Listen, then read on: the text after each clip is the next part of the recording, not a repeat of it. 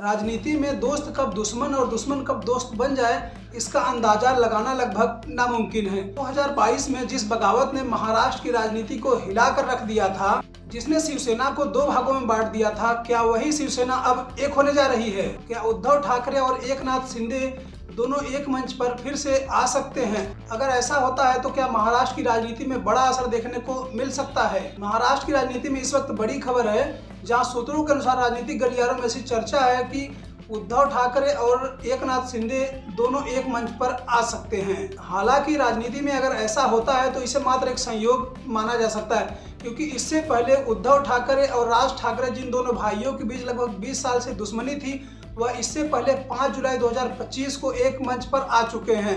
मतलब यह कि 20 साल की दुश्मनी के बाद दोनों भाई जब एक हो सकते हैं तो क्या उद्धव ठाकरे और एकनाथ शिंदे एक मंच पर आ सकते हैं? जिस एकनाथ शिंदे ने 2022 में कई विधायकों के साथ बगावत कर दी थी और उद्धव सरकार को गिरा दिया था, उसके बाद भारतीय जनता पार्टी और एकनाथ शिंदे दोनों ने मिलकर के सरकार बनाई थी और एकनाथ शिंदे महाराष्ट्र के मुख्यमंत्री बने थे। एक सबसे बड़ा सवाल कि आखिरकार यह बात आई कहां से? दरअसल महाराष्ट्र में 18 जून को एमएलसी का चुनाव होना है। इसमें अभी हाल ही में उद्धव गुट के अबादास दानवे और शिंदे गुट के अब्दुल सत्तार दोनों विधायक की एक मुलाकात हुई थी, जहां से इसको हवा मिली। शिंदे गुट और उद्धव गुट की तरफ से एक और चर्चा चल रही है कि महाराष्ट्र में जिन 16 सीटों पर एमएलसी का चुनाव होना है, उसमें से 2 ऐसी सीटें हैं जहां पर इससे पहले शिवसेना का कब्जा रहा है। लेकिन ऐसा कहा जा रहा है कि भारतीय जनता पार्टी उन प्रभाव वाले सीटों पर अपने प्रत्याशी को खड़ा कर दिया है, जिससे मनमुटाव की खबरें आ रही हैं। लेकिन सबसे बड़ा सवाल, क्या यह संभव है कि उद्धव गुट और शिंदे गुट एक साथ हो सकते हैं?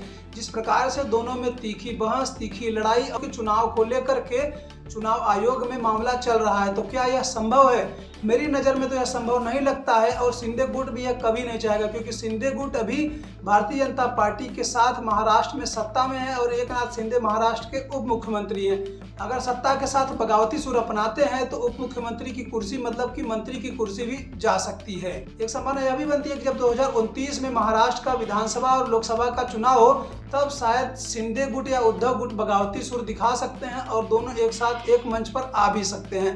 लेकिन अभी फिलहाल ऐसी संभावना नजर नहीं आती है। ऐसे आपको क्या लगता है, क्या वाकई में आने वाले समय में शिंदे गुट और उद्धव गुट दोनों एक साथ हो सकते हैं?